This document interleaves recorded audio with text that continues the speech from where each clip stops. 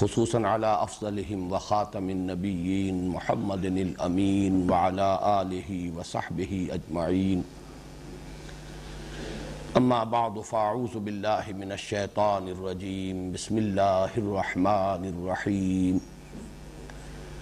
الحمد للہ رب العالمین الرحمن الرحیم مالک یوم الدین ایاک نعبد و ایاک نستعین اہدنا الصراط المستقیم صراط الذین انعمت علیہم غیر المغضوب علیہم ولا الضالین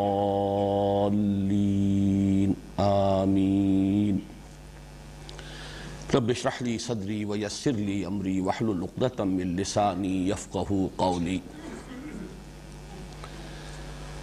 گزشتہ ہفتے ہمارے درس کی جو نشست اول ہوئی تھی اس کا پہلا حصہ اس وضاحت پر مشتمل تھا کہ میری حیثیت مفسر قرآن کی تو سرے سے نہیں ہے، حقیقت کے اعتبار سے مدرس قرآن کی بھی نہیں ہے، بلکہ میری اصل حیثیت مبلغ قرآن کی ہے۔ اور میں نے عرض کیا تھا کہ کوئی چاہے تو اسے تواضع اور انکساری پر محمول کر لے، لیکن واقعہ یہ ہے کہ یہ ایک حقیقت ہے اور اظہار واقعہ ہے۔ لیکن اس کے ساتھ ہی میں نے عرض کیا تھا کہ جس قرآن کی میں تبلیغ کر رہا ہوں، جس کے لیے میں نے الفاظ مستعار لیے تھے سر سید احمد خان مرحوم سے، قرآن کے من دارم، وہ قرآن جو میرے پاس ہے، جس قرآن کی میں تبلیغ کر رہا ہوں، یعنی قرآن حکیم کے معانی، علوم، معارف، مفاہیم، میں اس کے جس حوض مصفہ سے لوگوں کو سیراب کر رہا ہوں، اس میں 4 چشموں سے پانی جمع ہوا ہے، اور الحمدللہ اس میں بڑی جامعیت ہے، اس لیے کہ تنوع بھی ہے، بعض اعتبارات سے وہ جو سورسز ہیں ایک دوسرے کی ضد بھی ہیں، لیکن میرے ہاں ان میں ایک امتزاج اور تالیف کی کیفیت پیدا ہوئی ہے۔ چنانچہ میں نے الفاظ بھی استعمال کیے تھے کہ کوثر و تسنیم اور سلسبیل کی طرح وہ 3 چشمے جن سے پانی اس حوض میں آ کر جمع ہوا ہے، ان میں سے ایک چشمہ ہے مولانا ابوالکلام آزاد اور مولانا ابوالعلا مودودی کی دعوت اور حرکت، اس کا عنصر۔ دوسرا چشمہ ہے مولانا فراہی اور مولانا اصلاحی کا تدبر اور تعمق بالخصوص نظم قرآن کے اعتبار سے۔ تیسرا چشمہ ہے ڈاکٹر اقبال اور ڈاکٹر رفیع الدین کا فکر، ان کا تفکر، اور وہ اس پہلو سے کہ قرآن حکیم کی روشنی میں فکر جدید کی تحلیل اور اس کا تجزیہ، کہ اس کے کون سے حصے صحیح ہیں، کون سے غلط ہیں، اور پھر جو حصے صحیح ہیں ان کو قرآن حکیم کی تفہیم میں انکارپوریٹ کرنا، ان کا امتزاج، ان کی آمیزش۔ ایک چوتھا چشمہ جس میں نے عرض کیا تھا کہ کہا جا سکتا ہے کہ اس سے تصوف کی چاشنی ہے کہ جو میرے اس تبلیغ قرآن میں شامل ہوئی ہے، اور جس کے حوالے سے میں اسلاف کے ساتھ جڑا ہوا ہوں، وہ میرا العروۃ الوثقیٰ ہے، یعنی شیخ الہند مولانا محمود حسن رحمہ اللہ اور شیخ الاسلام مولانا شبیر احمد عثمانی، یہ 4 سورسز ہیں جن سے میں نے کچھ حاصل کیا۔ اس پر مزید جو بھی اللہ نے ایک منطقی ذہن عطا کیا، فلسفیانہ ذوق عطا کیا، پھر سائنس کی جو تعلیم کا سلسلہ ہوا، اس کے حوالے سے اضافے ہیں، اور یہ ہے میری وہ دولت جو میں لٹا رہا ہوں اپنے اس درس و تدریس کے ذریعے سے۔ میرے قافلے میں لٹا دے اسے، لٹا دے ٹھکانے لگا دے اسے۔ اس دوسری بات کو جو چاہے تعلی پر محمول کر لے، لیکن میں اسے بھی وَأَمَّا بِنِعْمَةِ رَبِّكَ فَحَدِّثْ کے حکم کا امتثال امر سمجھتا ہوں، اور اسی لیے اسے بار بار بیان کر رہا ہوں۔ نشست اول کا نصف ثانی پھر صرف ہوا تھا قرآن حکیم میں سورہ فاتحہ کا مقام، سورہ فاتحہ سے متعلق کچھ تمہیدی، تعارفی اور ابتدائی باتیں، ان میں سے کسی کے اعادے کی اس وقت ضرورت نہیں ہے۔ جو دوسری نشست ہوئی گزشتہ ہفتے، اس کا نصف اول ایک بہت اہم موضوع پر مشتمل تھا کہ سورہ فاتحہ کو ام القرآن، اساس القرآن کس لیے کہا گیا؟ کیا یہ صرف ایک مدح و ستائش کا کلمہ ہے، یا یہ کہ اس کا کوئی معنوی ربط ہے اس سورہ مبارکہ کے مضامین سے؟ میرے نزدیک یہ واقعتاً حکمت قرآن کی اساس ہے، وزڈم آف قرآن، یا فلسفہ قرآنی کا نقطۂ آغاز ہے۔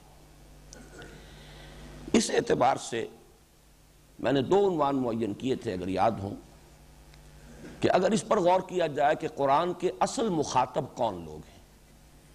کچھ لوگ ہیں اصل مخاطب، کچھ ہیں جو طبعاً مخاطب ہو گئے، بات کہی کسی سے جا رہی ہے لیکن وہ دوسروں کے حق میں بھی مفید ہے۔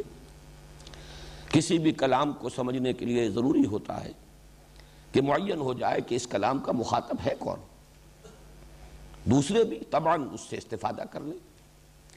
یا اسی کو یوں کہا جا سکتا ہے، اگر کویسچن یہ پوز کیا جائے کہ اس میں تو کوئی شک نہیں کہ سورہ فاتحہ ایک دعا ہے، لیکن کس کی دعا ہے؟ دعا ایک ایسے شخص کی بھی ہوتی ہے جو کسی تکلیف میں مبتلا ہے اور اپنی اس تکلیف کے رفع کرنے کے لیے کسی کو پکار رہا ہے۔ دعا ایسے شخص کی بھی ہو سکتی ہے جسے دنیاوی کسی نعمت کی آرزو ہے، مال، دولت، اولاد، کوئی چیز اسے مطلوب ہے، اس کے لیے کسی کو پکار رہا ہے، کسی سے مدد کی درخواست کر رہا ہے۔ یہ سورہ فاتحہ کس کی دعا ہے؟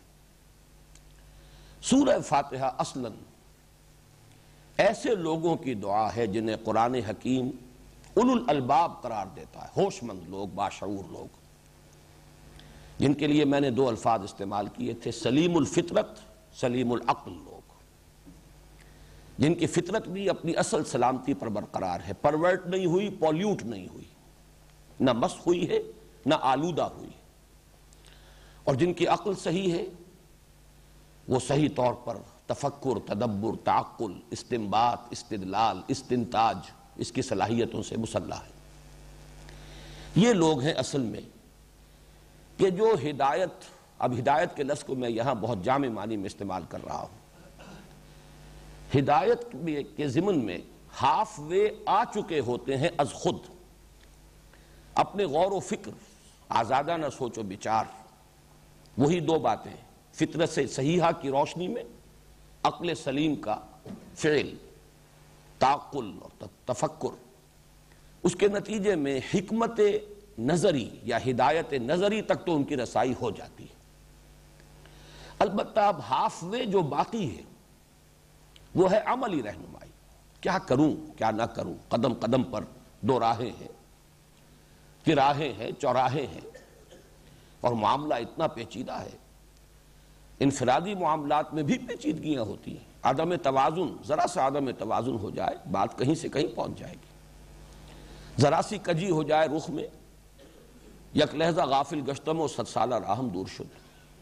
بالخصوص اجتماعیات انسانیہ میں اس کا شدید اندیشہ ہے، ذرا سا عدم توازن پورے معاشرے کو، سماج کو، نظام کو، اجتماعیت کو بالکل کرپٹ کر کے رکھ دیتا ہے، اس میں فساد پیدا ہو جاتا ہے۔ تو ہدایت نظری اور ہدایت عملی، اس کو میں نے ہدایت کو 2 حصوں میں تقسیم کیا۔ وہ سلیم العقل، سلیم الفطرت لوگ ہدایت نظری میں ایک حد تک پہنچ چکے ہوتے ہیں، اس کے بعد انہیں طلب ہوتی ہے ہدایت عملی کی۔ یہی وجہ ہے کہ سورہ فاتحہ کا نصف آخر جو ہے اس میں صراط المستقیم، اہدنا الصراط المستقیم، اے اللہ ہمیں سیدھا راستہ دکھا، سیدھے راستے کی ہدایت بخش، یا سیدھے راستے پر چلا۔ یہاں راستے کا لفظ اسی لیے استعمال کیا گیا، اس پر چلا جاتا ہے۔ بہرحال اس کے ضمن میں آج میں پھر چند باتیں دہرا رہا ہوں۔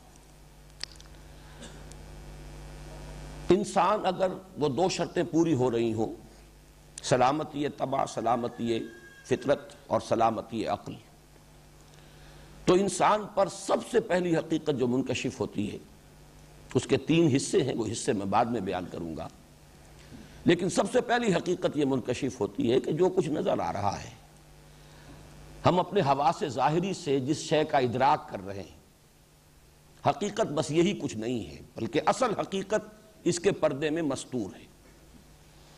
اصل حقیقت ہمارے حواس ظاہری کی رسائی سے ماورا ہے، پرے ہے۔ یہ میں نے عرض کیا تھا غالباً کنفیوشس کا ایک جملہ بہت ہی عظیم ہے اس اعتبار سے کہ اس حقیقت کی بڑی عمدہ تعبیر کرتا ہے۔ یہ گویا کہ حکمت کا نقطۂ آغاز ہے۔ There is nothing more real than what cannot be seen, and there is nothing more certain than what cannot be heard. وہ حقیقتیں جو ان آنکھوں سے دیکھی نہیں جا سکتی اور اسی طریقے سے ان کانوں سے نہیں سنی جا سکتی، ان سے زیادہ حقیقی اور یقینی اور واقعی اور حتمی حقیقت اور کوئی نہیں۔ یہی وہ بات ہے جس کو قرآن سورہ بقرہ کے آغاز میں کہتا ہے الذین یؤمنون بالغیب، جنہیں اس حقیقت کا ادراک ہو جاتا ہے۔ اس کے تین پہلو ہیں، میں بعد میں عرض کروں گا، لیکن مجھے آج خیال آیا تھا کہ یہ جو لوگ ہیں، یہ انسانیت کا یوں سمجھیے کہ لب لباب یا گل سرسبد انسانیت کا اصل حاصل ہیں۔ آج سے 17 سال قبل کی جو میری تحریر ہے اسلام کی نشرت ثانیہ کرنے کا اصل کام، جس میں میں نے قرآن اکیڈمی کا تصور پیش کیا تھا اور اس کے سامنے کرنے کا اصل کام کیا ہے، اس عنوان سے جو چیز لکھی تھی میں اس کے چند جملے آپ کو سنا رہا ہوں۔ پیش نظر علمی تحریک کے لیے سب سے پہلے ایسے ذہین اور باصلاحیت نوجوانوں کو تلاش کرنا ہوگا جن میں علم کی ایک شدید پیاس فطری طور پر موجود ہو، جن کے قلوب مضطرب اور روحیں بے چین ہوں، جن کو خود اپنے اندر یہ احساس موجود نظر آئے کہ اصل حقیقت حواس کی سرحدوں سے بہت پرے واقع ہے، اور جن میں حقیقت کی تلاش اور دریافت کا داعیہ اتنا شدید ہو جائے کہ وہ اس کے لیے زندگیاں وقف کرنے کو تیار ہوں اور آرام و آسائش کے حصول اور خوشنما مستقبل کیریئرز کی تعمیر سے یکسر بے نیاز ہو جائے۔ یہ بے چین روحیں جنہیں محسوس ہو کہ جو کچھ نظر آ رہا ہے حقیقت یہ نہیں ہے، حقیقت کچھ اور ہے۔ میں نے مشرق بعید کے ایک حکیم اور دانا انسان کا جملہ آپ کو سنایا، مغرب بعید کہہ لیجئے، اس کا ایک مفکر بریڈلے، اس کی ایک عظیم تصنیف، اس کا نام ہی اپیئرنس اینڈ ریئلٹی۔ جو کچھ نظر آ رہا ہے اور جو اصل حقیقت ہے جو مستور ہے اس کے پردے میں، ان کے مابین بڑا فرق ہے، ہزار فرسنگست ان کے مابین بڑا فصل ہے اور بعد ہے۔ تو یہ نوجوان، میں نے اس لیے دہرایا ہے کہ اصل میں اب سلسلہ درس و تدریس جو اثر نو شروع ہو رہا ہے آغاز قرآن سے، تو اس کا جو اصل ہدف ہے، جو مقصود ہے، جو اس میں ہمارا ٹارگٹ نمبر 1 ہے، وہ بار بار ذہنوں کے سامنے آتا رہے۔ اب ایسے نوجوان بظاہر محسوس ہوتا ہے کہاں ملیں گے؟ چنانچہ یہ بات بھی میں اب آپ کو سنا رہا ہوں، چند صفحات کے بعد میں نے اس پر بھی گفتگو کی ہے۔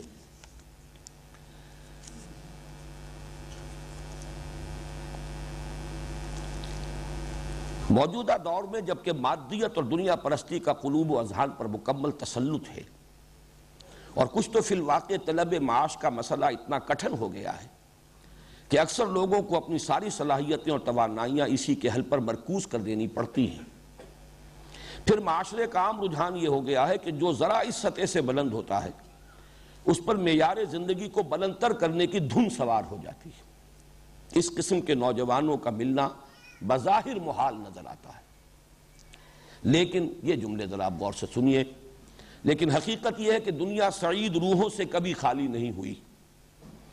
اسی معاشرے میں اور اگر کچھ مخلص اور صاحب عزیمت لوگ ذہنی یکسوئی کے ساتھ اس کام کا بیڑا اٹھا لیں تو انشاءاللہ اسی معاشرے میں بہت سے ذہین اور اعلیٰ صلاحیتوں کے مالک نوجوان ایسے مل جائیں گے جو نبی اکرم صلی اللہ علیہ وسلم کے اس قول مبارک کو کہ خیرکم من تعلم القرآن وعلمہ اپنا لائحہ عمل بنا کر علم قرآن کی تحصیل و اشاعت کے لیے زندگی وقف کر دیں۔ اسے کہا جا سکتا ہے یہ میری رجائیت ہے، اور واقعہ یہ ہے کہ میں بھی یہ محسوس کرتا ہوں کہ جتنا کچھ ان الفاظ سے ظاہر ہو رہا ہے معاملہ، ویسا کچھ سامنے نہیں آیا تاحال۔ لیکن یہ کہ ہمارے سامنے اصل منزل رہنی چاہیے، منزل دھندلانی نہیں چاہیے، انتظار کرنا چاہیے، اسی کا نام صبر ہے۔ فاصبر لحکم ربک۔ بہرحال یہ کام جو بھی ہو رہا ہے، جیسے کہ میں نے عرض کیا کہ قرآن کا اصل مخاطب کون ہے؟ وہ اولو الالباب۔ سورہ فاتحہ کن کے احساسات کی ترجمانی ہے؟ یہ اولو الالباب، جو سلیم الفطرت سلیم العقل ہو، ہدایت کے راستے پر ہاف وے آ چکے ہیں اور بقیہ ہاف کی انہیں ضرورت ہے۔ وہ ہے در حقیقت کہ جن کے احساسات، جن کے دعا کی ترجمانی اللہ تعالیٰ نے سورہ فاتحہ میں کی ہے۔ اب ذرا تین چیزیں نوٹ کر لیجئے۔ میں نے جو ایک بات کہی کہ حکمت کا نقطہ آغاز یہ ہے کہ انسان یہ محسوس کرے کہ اصل حقیقت حواس کی سرحدوں سے بہت دور ہے، ماورا ہے۔ اب اس کو تین حصوں میں تقسیم کر رہا ہوں۔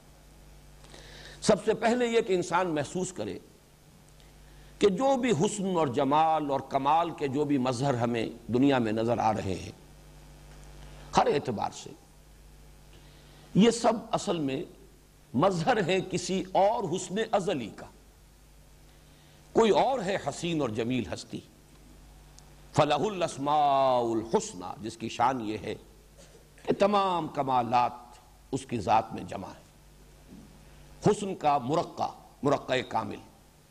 باقی جو کچھ حسن ہمیں نظر آ رہا ہے، وہ پھولوں کا حسن ہو، وہ قوس و قزح کا حسن ہو، وہ جو بھی حسن ہے، وہ در حقیقت یہ اپیرنس ہے، یہ مظہر ہے ایک حسن قدیم اور حسن ازلی کا۔ دوسرا حصہ، میری جو ضروریات بھی پوری ہو رہی ہیں، بڑے لمبے چوڑے سلسلے ہیں، سورج کی تمازت کو بھی دخل ہے، ہواؤں کے چلنے کو بھی اس میں دخل ہے، پانی اس کی ایک بہت بڑی سورس ہے، یہ تمام مظاہر یہ بھی در حقیقت کسی کی ربوبیت کے مظہر ہیں۔ کوئی اور ہے اصل رب، کوئی اور ہستی ہے جس کی ربوبیت کے یہ مظہر ہے۔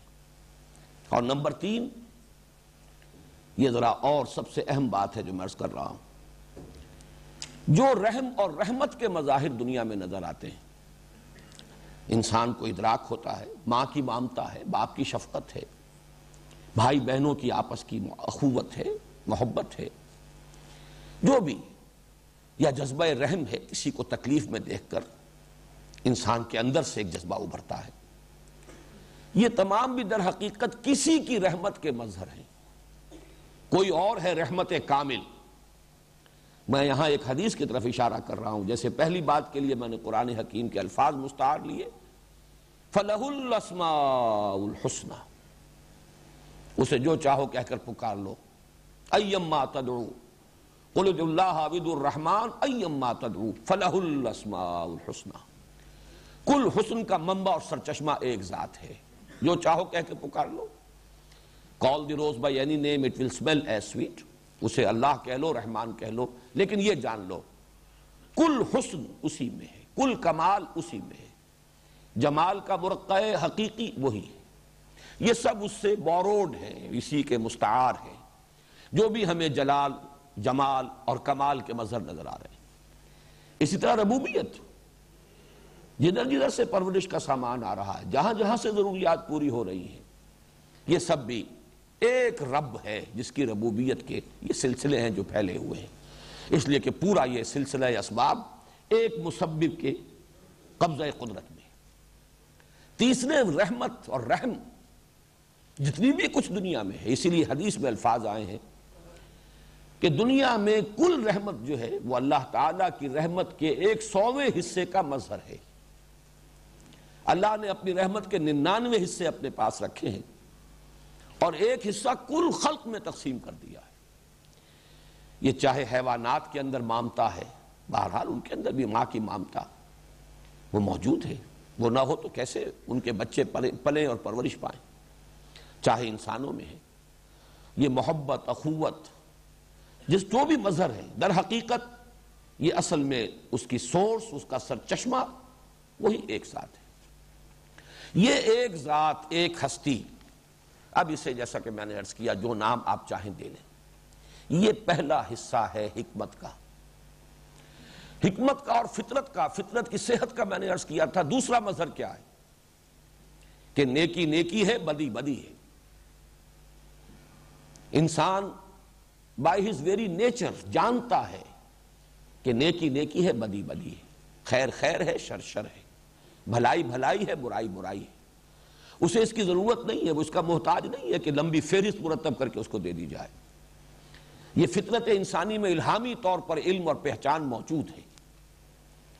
اب اس سے عقل کے سامنے ایک سوال آتا ہے کہ عقل کا تقاضا یہ ہے کہ گندم سے گندم پیدا ہو، جو سے جو، گندم از گندم بروید، جو سے جو، خیر سے خیر وجود میں آنا چاہیے، شر سے شر وجود میں آنا چاہیے، خیر کا بدلہ خیر ہونا چاہیے، شر کا بدلہ شر ہونا چاہیے۔ اس عالم میں وہ صورت نظر نہیں آ رہی، لہذا کوئی دوسرا عالم ہونا چاہیے، یہ عقل کا تقاضا ہے۔ یہاں وہ فطرت کی بنیاد کیا ہے؟ نیکی اور بدی کا شعور، اور عقل کا تقاضا کیا ہے کہ نیکی اور بدی کا بدلہ بھرپور انسان کو مل جانا چاہیے۔ تیسرا حصہ اسی نظری جو ہدایت ہے، جہاں تک کہ اولو الالباب خود پہنچ جاتے ہیں، تیسرا حصہ یہ ہے کہ جب وہی ہستی ہے، اصل حقیقت تو وہی ہے، ذالک بان اللہ هو الحق، تو پھر اسی کی پرستش، اسی کی پوجا، اسی سے لو لگانی چاہیے، اسی کی بندگی کرنی چاہیے، اسی سے محبت کرنی چاہیے۔ یہ سارا لفظ عبادت کا اصل مفہوم میں بیان کر رہا ہوں، یہ سب کچھ صرف اس کی ذات کے ساتھ منسلک ہو جانا چاہیے۔ ایاک نعبد، یہ میں نے اصل میں اس حکمت نظری جو 3.5 آیات میں، جو نصف اول ہے سورہ فاتحہ کا، جو کور کر رہا اس حکمت نظری کو، اور جس کو کہ کچھ لوگ خود کہہ رہے ہیں یہ ان کی اپنی فطرت کی ترجمانی ہے، میں نے اس کا جو منطقی ربط ہے وہ آپ کے سامنے بیان کر دیا۔ گزشتہ ہفتے پھر آخری ہمارا جو حصہ تھا دوسری نشست میں، الحمدللہ، صرف ان 2 الفاظ پر ہم نے گفتگو مکمل کی تھی، اور آج اب ہمیں آگے بڑھنا ہے۔ یہ الحمدللہ جس پر ہم نے کل پچھلی درس میں خاصا وقت صرف کیا ہے، اس سے نوٹ کر لیجئے کہ معرفت خداوندی کا سب سے بڑا خزانہ یہی ہے، اور یہ بھی جان لیجئے کہ اس سورہ مبارکہ کی اصل جان یہی ہے۔ میں نحوی اعتبار سے بھی ثابت کر دوں، الحمدللہ یہ ایک جملہ ہے مکمل، جملہ اسمیہ خبریہ، کل حمد، کل تعریف، کل ثنا، کل شکر اللہ کو سزاوار ہے، مکمل جملہ ہو گیا، اٹس اے فل سٹیٹمنٹ۔ انگریزی میں انالیسس جس طریقے سے ہم کرتے ہیں اس میں آپ کہہ سکتے ہیں یہ پرنسپل کلوز ہے۔ اب یہ اللہ کے لفظ کے ساتھ ہی اس کے تابع ہو کر آ رہی ہیں 4 باتیں۔ اللہ جو رب العالمین ہے، الحمدللہ رب العالمین، رب پر زیر اسی لیے ہے کہ یہ للہ کا بدل ہے، اللہ کا بدل ہے، اللہ کی صفت ہے، اس اللہ کی جس کے لیے ہیں یہ کل تعریفیں، کل ثنا، کل حمد، کل شکر، جو نمبر 1 رب العالمین ہے، نمبر 2 رحمان ہے، نمبر 3 رحیم ہے، نمبر 4 جزا و سزا کے دن کا مالک ہے۔ یہ در حقیقت ایک جملہ ہے جو چلا رہا ہے، یہ 4 سبارڈینیٹ کلوزز سمجھ لیجئے کہ یہ در حقیقت ایڈجیکٹیو کلوزز ہیں۔ اللہ کے لیے یہ ایڈجیکٹیوز کی حیثیت سے اس کی وضاحت، اس کی نعت، اس کے صفات کے طور پر، اس کے بدل کے طور پر آ رہے ہیں۔ الحمدللہ، معلوم یہ ہوا کہ اصل جان تو اس کی الحمدللہ ہے۔ اب میں یہ چاہتا ہوں کہ پہلے آپ اس کلمے کی جو شان ہے اس کو نبی اکرم صلی اللہ علیہ وسلم کے الفاظ مبارکہ میں پہچان لیجئے۔ یہ ترمذی کی 2 روایات ہیں جو میں آپ کو سنا رہا ہوں۔ عن عبداللہ ابن عمرو بن العاص رضی اللہ تعالی عنہما قال قال رسول اللہ صلی اللہ علیہ وسلم التسبیح نصف المیزان والحمد للہ تملؤہ ولا الہ الا اللہ لیس لہا دون اللہ حجاب حتی تخلص الیہ۔ دوسری روایت ہے وعن رجل من بنی سلیم، اس کے الفاظ کیا ہیں کہ حضور نے فرمایا التسبیح نصف المیزان والحمد للہ تملؤہ والتکبیر یملأ ما بین السماء والارض۔ ان میں تین چیزوں کا ذکر ہوا ہے دونوں حدیثوں میں، تسبیح، تحمید، لیکن تیسری چیز مختلف ہے ان دونوں حدیثوں میں۔ ایک میں ہے تحلیل لا الہ الا اللہ اور ایک میں ہے تکبیر۔ دیکھیے یہ چار ہیں در حقیقت الفاظ، تسبیح سبحان اللہ، تحمید الحمدللہ، تکبیر اللہ اکبر، تحلیل لا الہ الا اللہ۔ یہ در حقیقت یوں سمجھیے کہ معرفت کے خزانے ہیں، لیکن ان دونوں حدیثوں میں جو قدر مشترک ہے وہ الفاظ ہیں التسبیح نصف المیزان والحمدللہ تملؤہ۔ کیا مفہوم ہے اس کا؟ کون سے میزان؟ یہ میزان معرفت ہے۔ عقلی طور پر اس کو یوں سمجھیے کہ دین کی اساس اور جڑ ہے ایمان، ہر شخص جانتا ہے۔ ایمان کی جان ہے ایمان باللہ، اس کی اساس اللہ کی معرفت، اور اللہ کی کل معرفت جو انسان کو حاصل ہو سکتی ہے اس کا ایک سلبی پہلو ہے اور ایک ایجابی پہلو ہے، ایک منفی پہلو ہے، ایک مثبت پہلو ہے، ایک ہی تصویر کے دو رخ۔ یہ کل معرفت ہے جو اللہ کی ہمیں حاصل ہو سکتی ہے۔ ایک تسبیح و تنزیہ ہے، اللہ ہر عیب سے، ہر نقص سے، ہر ضعف سے، ہر احتیاج سے پاک ہے، اعلیٰ ہے، عرفہ ہے، منزہ ہے، مبرہ۔ یہ ہے منفی رخ، کوئی نقص نہیں، کوئی عیب نہیں، کوئی ضعف نہیں، کوئی احتیاج نہیں، ہر عیب، ہر نقص، ہر ضعف، ہر احتیاج سے بالا، عرفہ، منزہ، مبرہ۔ یہ تسبیح ہے سبحان اللہ کے معنی یہ ہے، لیکن یہ منفی ہے، اسی لیے نصف المیزان تو کہہ دیا، لیکن وہ کہ جس سے میزان پر ہو جائے۔ اور ایک حدیث میں تو یہ آیا ہے کہ الحمدللہ ہے، یہ تو تملأ ما بین السماء والارض، آسمانوں اور زمین کے مابین کل فضا کو پر کر دینے والا کلمہ ہے۔ یہ اسی کا در حقیقت مثبت رخ ہے۔ کل صفات جمال و کمال کا مرقع کامل اللہ ہے، ہر خیر، ہر خوبی، ہر کمال اس میں بتمام و کمال موجود ہے۔ یہ ہے الحمدللہ۔ تو التسبیح نصف المیزان، معرفت خداوندی کا نصف تسبیح ہے، اور اس کی تکمیل والحمدللہ تملؤہ، اس کے سوا ہم اللہ کے بارے میں اور کچھ نہیں جان سکتے۔ تمام صفات کمال اس میں بتمام و کمال موجود ہیں۔ قدرت ہے تو وہ علی کل شیء قدیر ہے، علم ہے تو وہ بکل شیء علیم ہے، حیات ہے تو وہ الحی ہے، اس کی حیات بھی وہ ہے جو ہر ضعف سے مبرہ، نہ اسے اونگ آتی ہے، نہ نیند آتی ہے، نہ اسے کھانے کی ضرورت ہے، نہ اسے پینے کی ضرورت ہے، کوئی ہوائی ضروریہ اسے لاحق نہیں ہے، معاذ اللہ ثم معاذ اللہ۔ ارادہ ہے تو فعال لما یرید، اس کا ارادہ ایسا کامل ہے جو چاہے کر گزرے۔ جس بھی صفت کمال کا آپ تصور کریں گے وہ اس کی ذات میں بتمام و کمال موجود ہے۔ اسے آپ اومنیشینٹ، اومنی پوٹنٹ، اومنی پریزنٹ، یہ الفاظ ہیں، آپ کو ہر جگہ پر یہی تصورات ملیں گے۔ اس کے سوا آپ اور کیا جانیں گے اللہ کے بارے میں؟ اس کی ذات ہمارے احساس سے، ادراک سے ما وراء، وراء الورا ثم وراء الورا ثم وراء الورا۔ حضرت مجدد الفسانی رحمۃ اللہ علیہ وہ اپنے مکتوبات میں یہ الفاظ بکثرت استعمال کرتے ہیں، ذات باری تعالی وراء الورا ثم وراء الورا ثم وراء الورا۔ اس کو تو سمجھ لو کہ وہ تمہارے فہم کی جو بات اور ہے، تمہارے تصور کی بات اور ہے، تمہارے تخیل کی بات اور ہے، تمہارے وہم سے بھی ماورا ہے۔ البتہ یہ کہ اس کو جانو گے تو کیا؟ التسبیح نصف المیزان والحمدللہ تملؤہ، یہ کل میزان ہے، میزان معرفت۔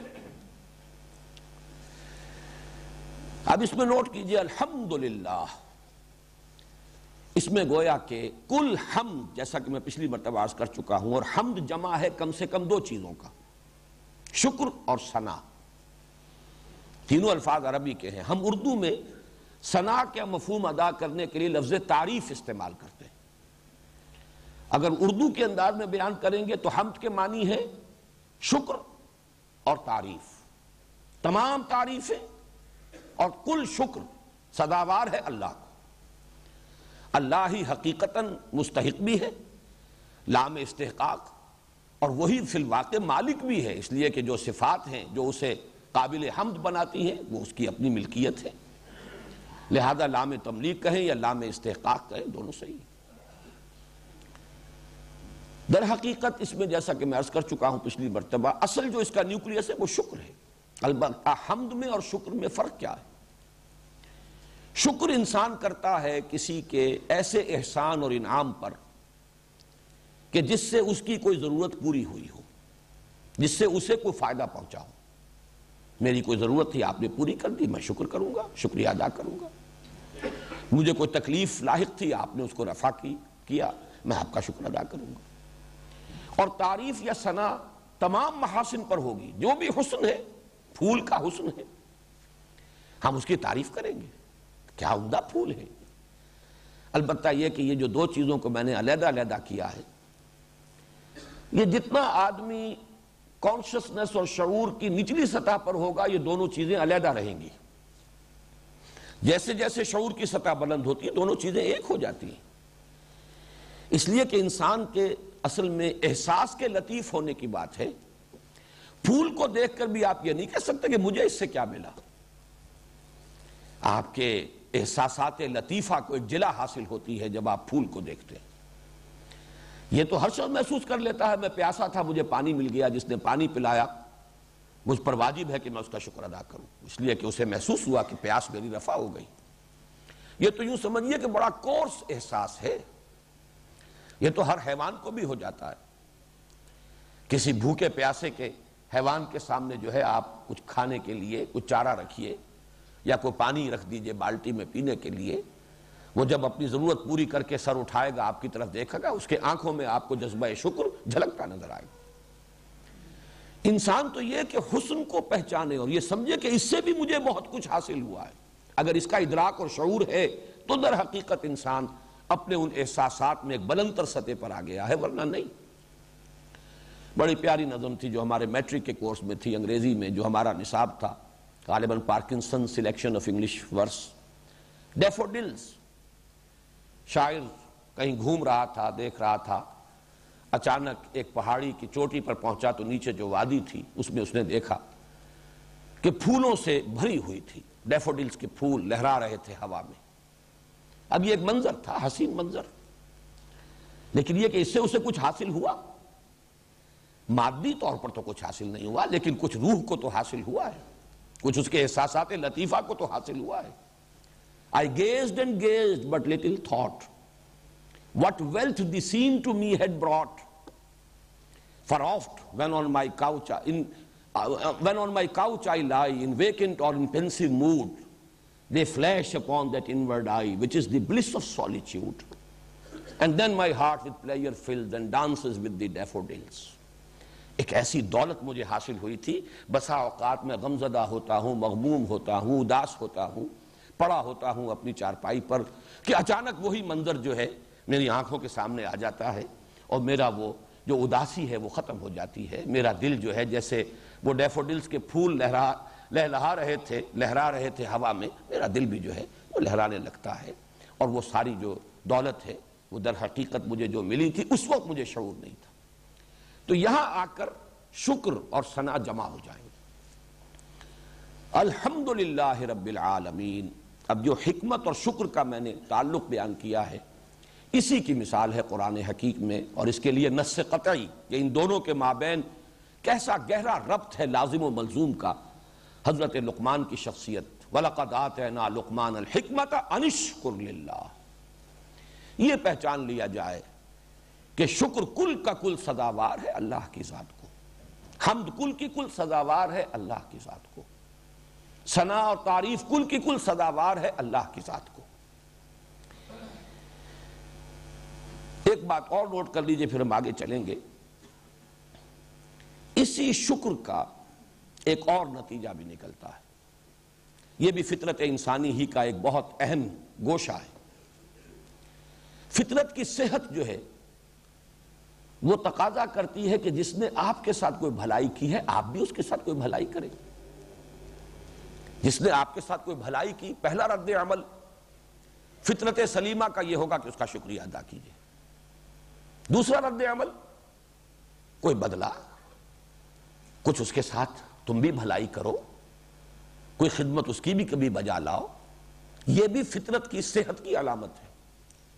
یہ جذبہ شکر کا ایک منطقی نتیجہ ہے، لازمی نتیجہ ہے۔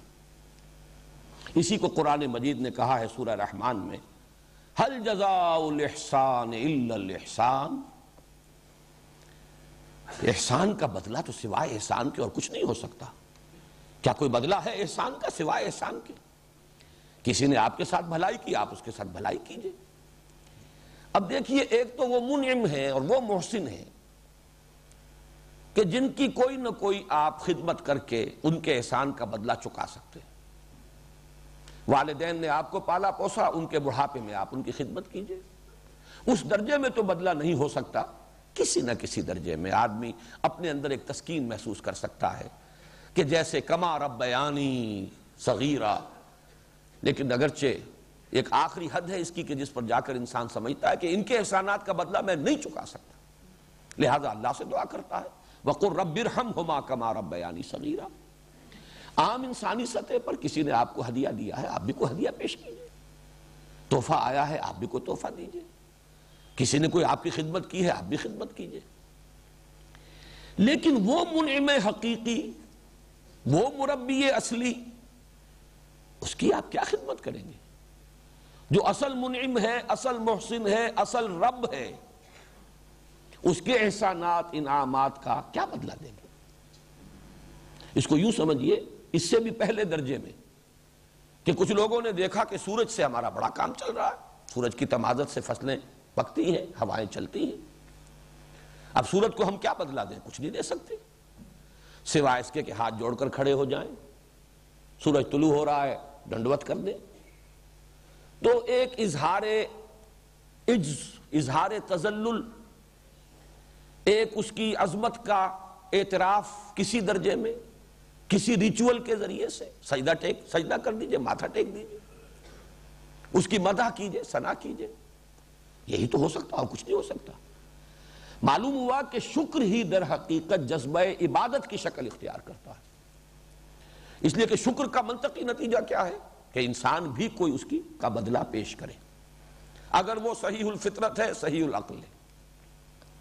اب ظاہر بات ہے کہ جہاں کچھ بدلہ دیا جا سکتا، اور یہی بات ہے جو مولانا روم نے ایک بڑی پیاری حکایت میں بیان کی ہے کہ حضرت موسیٰ علیہ السلام کہیں گزر رہے تھے تو ایک گڈریے کو دیکھا انہوں نے، وہ اپنے خیال میں اللہ سے مناجات کر رہا تھا، ہم کلام تھا، اے اللہ اگر تو میرے سامنے آ جائے، میں تیرے پاؤں دھوؤں، تیرے سر میں سے جوئیں نکالوں، تیری خدمت کروں۔ اب یہ اس کا سب سے اونچا تصور ہو سکتا تھا۔ کسی بڑی سے بڑی ہستی جو بھی اس کے تصور میں تھی، کوئی بڑا چودھری، کوئی شیخ قبیلہ، جب وہ کہیں جاتا ہوگا اپنے کسی سردار کے پاس تو یہی کام کرتے تھے، پاؤں دھو دیے، سر میں مالش کر دی، جوئیں نکال دی، کوئی اور خدمت بجا لائے۔ تو اے اللہ اگر تو میرے سامنے آ جائے، کبھی اے حقیقت منتظر نظر آ لباس مجاز میں کہ ہزاروں سجدے تڑپ رہے ہیں میری جبین نیاز میں۔ وہ شخص اپنی ذہنی سطح کے مطابق ہم کلام تھا۔ حضرت موسیٰ نے اسے ڈانٹ دیا کہ یہ کیا کفر بک رہے ہو، اللہ کے پاؤں دھو گے اور اللہ کے سر سے جوئیں نکالو گے، کیا کفر بک رہے ہو؟ تو حکایت ایسے ہے کہ اس نے چیخ ماری، کپڑے پھاڑے اور کہیں نکل گیا جنگل کی طرف۔ تو اللہ تعالیٰ نے حضرت موسیٰ سے فرمایا کہ اے موسیٰ تو برائے وصل کردن آمدی، نہ برائے فصل کردن آمدی، تجھے ہم نے بھیجا تھا تو اس لیے آیا تھا کہ لوگوں کو ہم سے جوڑے، نہ کہ ہم سے توڑ دے، ہم سے کاٹ دے، ہم سے جدا کر دے۔ وہ اپنے فکر، اپنی سوچ کے مطابق، اب یہی اس کی سطح ہے سوچ کی، اس سے زیادہ تو اس کے سوچ کا کوئی اور پیمانہ ہے ہی نہیں۔ بہرحال اس وقت مجھے جو واضح کرنا تھا وہ یہ کہ یہ جذبہ عبادت در حقیقت جذبہ شکر ہی کا منطقی نتیجہ ہے. کوئی بدلہ، کوئی خدمت اگر ہم نہیں کر سکتے، ہستی اتنی بلند ہے، اتنی بلند ہے، اتنی بلند ہے کہ ہم کوئی خدمت کر نہیں سکتے، ہم کوئی بدلہ دے نہیں سکتے اس کے احسانات و انعامات کا، تو اس کے سامنے سر ہی جھکا دیں، سجدہ ہی کریں، کوئی اور مراسم عبودیت بجا لائیں، کوئی اس کے حمد کے ترانے گائیں، جیسے کہ حضرت داؤد علیہ السلام حمد ہی کے ترانے ہیں نا، زبور ہے کیا، حمد کے ترانوں پر مشتمل کتاب ہے. اور جس کیف کے ساتھ وہ حمد کے یہ ترانے پڑھا کرتے تھے یا الاپا کرتے تھے، قرآن مجید میں ہے کہ اس کے اندر یہ کیفیت تھی کہ پرندے اور پہاڑ ان کے ساتھ شریک ہو جاتے تھے، وجد میں آتے تھے پرندے بھی اور پہاڑ بھی، قلب کی گہرائی سے اللہ تعالیٰ کے حمد کے وہ ترانے جو ہے وہ نکل رہے ہوتے تھے. اب آخری بات الحمدللہ کے بارے میں اور نوٹ کر لیں، وہ یہ کہ یہ ہر نوع کے شرک کی جڑ کاٹ دینے والا کلمہ ہے. جب کل تعریف اسی کی ہے، کل حمد اسی کی ہے، تمام حسن کا منبع سرچشمہ وہی ہے، کل ربوبیت کا نقطۂ آغاز وہی ہے، تمام رحمت جو ہے اس کا منبع اور سرچشمہ اسی کی ذات ہے، تو کسی اور کو کاہے کو پوجنا ہے، کسی اور کے لیے مراسم عبودیت کاہے کے لیے، سورج کے سامنے کاہے کو سر جھکانا ہے؟ وہ تو خود اس کے قبضہ قدرت میں ہے، اسی کے حکم سے کر رہا ہے جو کچھ کر رہا ہے. میرا مجھ میں کچھ نہیں، جو کچھ ہے سو تو ہے. بھگت کبیر کا یہ دوہا، میرے اندر میرا تو کچھ ہے ہی نہیں، اے رب جو کچھ ہے تیرا دیا ہوا ہے. تو سورج میں اس کا اپنا کچھ ہے ہی نہیں، اس کی تبادل ذاتی ہے ہی نہیں. پانی میں جو تاثیر ہے وہ اس کی رکھی ہوئی ہے، ماں میں جو مامتا ہے وہ اس نے ڈالی ہے، باپ میں شفقت ہے اس کی عطا کردہ ہے. تو ٹھیک ہے، اس نے جس جس کا حق معین کر دیا، ماں کی خدمت بھی کرو، باپ کی خدمت بھی کرو، وہ سب ہے. انشکر لی ولے والدیک، شکر ادا کرو میرا اور اپنے والدین کا. لیکن یہ ہے کہ اصل شکر اللہ کا، یہی وہ تعلق جو ہے، یعنی شکر اور شرک. دیکھیے حروف اصلی ایک یہ شین رے کاف، شین را کاف، شرک، شین کاف را شکر، ان دونوں میں کس قدر گہرا ربط ہے. اسی لیے وہ سورہ لقمان کی جو آیت میں نے آپ کو سنائی دوسرے رکوع کی پہلی آیت، وَلَقَدْ آتَيْنَا لُقْمَانَ الْحِكْمَةَ أَنِ اشْكُرْ لِلَّهِ، حکمت کا منطقی نتیجہ ہے اللہ کا شکر، اور شکر کا لازمی نتیجہ شرک کا خاتمہ. وَإِذْ قَالَ لُقْمَانُ لِابْنِهِ وَهُوَ يَعِظُهُ يَا بُنَيَّ لَا تُشْرِكْ بِاللَّهِ إِنَّ الشِّرْكَ لَظُلْمٌ عَظِيمٌ.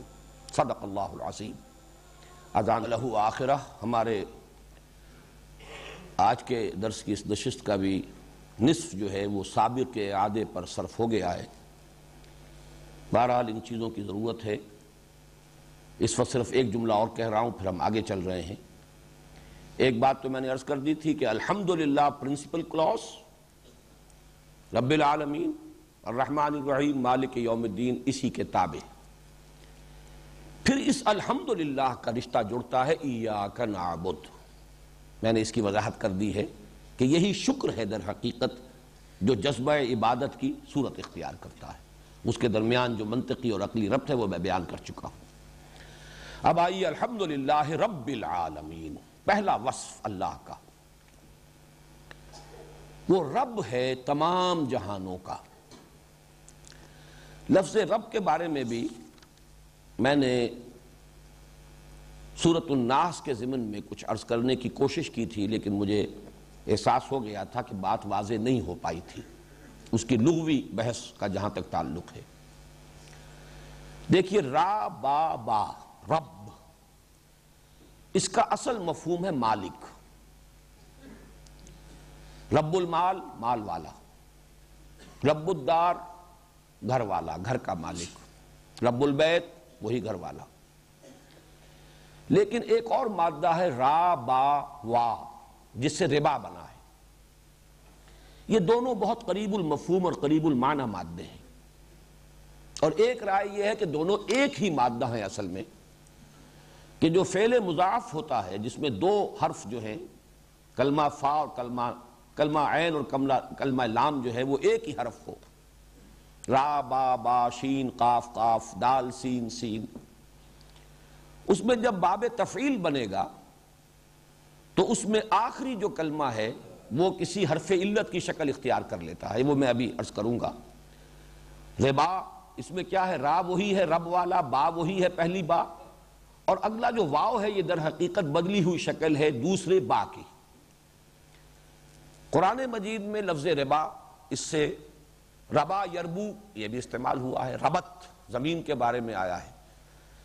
تم زمین کو دیکھتے ہو کہ وہ پڑی ہوتی ہے بے جان، اس میں کوئی زندگی کے آثار نہیں ہوتے۔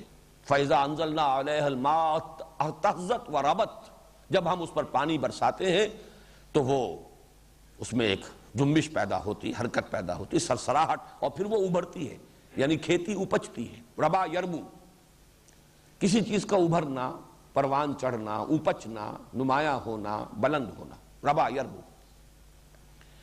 اربا یربی باب افعال بھی اسی مصدر سے آیا ہے۔